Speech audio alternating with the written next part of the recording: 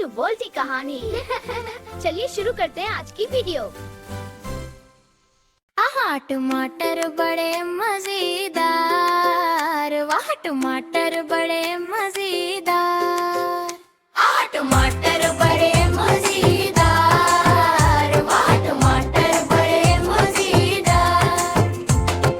एक दिन उसको चूहे ने खाया, बिल्ली को भी बीमार भगाया, बिल्ली को भी बीमार भगाया। आहा टमाटर बड़े मजेदार, वाह टमाटर बड़े मजेदार। एक दिन इसको चूहे ने खाया, हाथी को भी बीमार भगाया, हाथी को भी बीमार भगाया।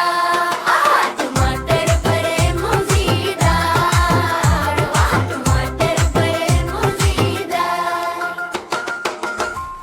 Thanks for watching, friends. Don't forget to subscribe and watch more Bolti Kahani.